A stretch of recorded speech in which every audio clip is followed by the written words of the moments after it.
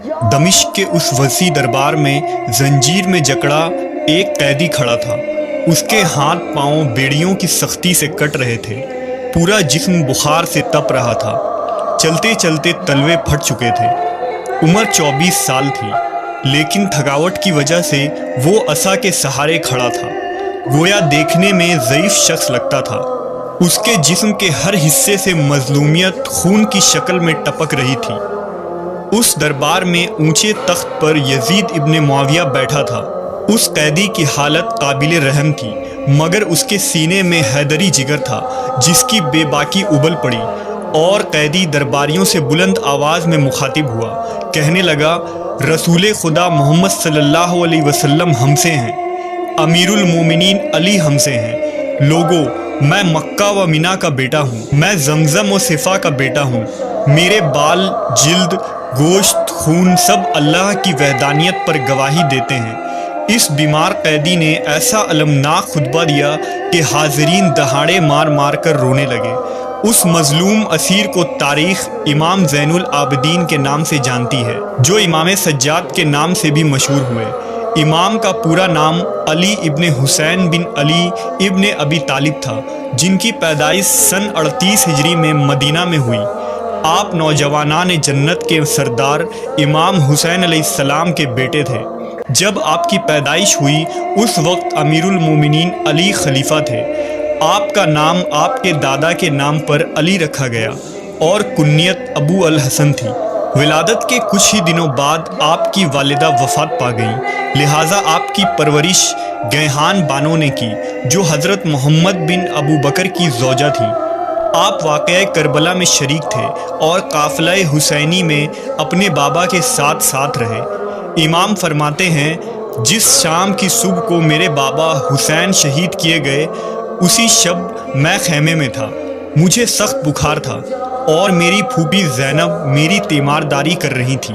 اس شب میرے بابا خیمے میں آئے، آپ کے ساتھ آپ کا غلام جون بھی تھا، جو آپ کی تلوار کو صیقل دے رہا تھا، جبکہ میرے بابا یہ شعر پڑھ رہے تھے، اے دنیا، اف ہے تیری دوستی پر کہ تو اپنے بہت سے دوستوں کو صبح و شام موت کے سپرد کرتا ہے، اور شک نہیں کہ ہر ذی روح کو اس دنیا سے جانا ہے۔ عاشورہ کے دن جب امام حسین علیہ السلام کی شہادت ہوئی، امام سجاد انتہائی بیمار تھے۔ آپ پر بخار کی وجہ سے غشی کی کیفیت تھی اور اس حالت میں بھی نہ تھے کہ میدان میں جا سکیں۔ 11 محرم الحرام کو یزیدی لشکر نے خیموں کو آگ لگا دیا اور بیبیاں کی چادریں چھین لی گئیں، سب کو اسیر کیا گیا اور امام سجاد سمیت سب کے گلے میں لوہے کے طوق اور ہاتھ میں ہتکڑیاں اور پاؤں میں بیڑیاں ڈال کر دمشق روانہ کیا گیا۔ 1 ماہ کے سفر کے بعد قیدیوں کو یزید کے دربار میں پیش کیا گیا، جہاں امام سجاد علیہ السلام نے لرزہ آمیز خطبہ دیا، جس سے اہل شام اور خود یزید پر خوف طاری ہو گیا۔ پھر یزید کے حکم سے ربیع الاول 62 ہجری کو اس لٹے پٹے قافلے کو مدینہ پہنچایا گیا۔ جب یہ قافلہ مدینہ پہنچا تو مدینہ میں کوہرام مچ گیا۔ لوگ دیکھ کر گریہ زاری کرنے لگے کہ آل محمد پر یہ کیسا ظلم کیا گیا ہے۔ امام زین العابدین نے ساری عمر مدینہ میں گزاری۔ جب امام لوگوں کو شام کے بازاروں میں آل محمد پر کی جانے والی ظلم اور زیادتیوں کو بیان کرتے تو لوگوں کے آنکھوں سے آنسو جاری ہو جاتے اور لوگ گریہ زاری کرنے لگتے۔ ایک دفعہ جب امام سجاد سے پوچھا گیا کہ آپ کو اس پورے سفر میں کہاں پر سب سے زیادہ مصیبت کا سامنا کرنا پڑا، تو آپ نے آہ بھری اور فرمایا، شام شام شام۔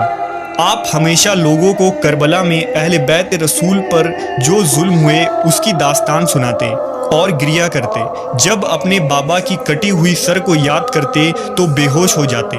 روایت کے مطابق واقعہ کربلا کے بعد امام سجاد علیہ السلام کو کبھی مسکراتے ہوئے نہیں دیکھا گیا۔ آپ نہایت ہی عبادت گزار اور رحم دل شخص تھے۔ مدینہ کے مفلس اور یتیم لوگوں کی بے پناہ مدد کیا کرتے اور بے شمار گھروں میں رات کے اندھیرے میں جاتے اور اناج صدقہ فرماتے۔ آپ کے جنازے پر ہزاروں لوگ جمع ہوئے، جن کی کفالت اکیلے امام سجاد پوری زندگی کرتے رہے تھے۔ قیام مختار اور توابین کی تحریک کو بھی امام سجاد علیہ السلام کی حمایت حاصل تھی۔ البتہ امام کو خلافت کی کوئی چاہت نہ تھی، اس لیے آپ نے کبھی خروج نہیں کیا اور عبادت اور ریاضت میں ہی گوشہ نشیں رہے۔ سن 95 ہجری کو ولید بن عبد الملک نے آپ کو زہر دے کر شہید کیا، کیونکہ آل امیہ کو یہ خطرہ لاحق ہو گئی تھی کہ اگر امام سجاد خلافت کے لیے کھڑے ہو جائیں تو ریاست میں ایک انقلاب برپا ہو جائے گا۔ امام کی شہادت کے بعد آپ کی تعلیمات اور پیغامات سے تحریک پا کر آپ کے فرزند زید ابن علی نے خروج کیا۔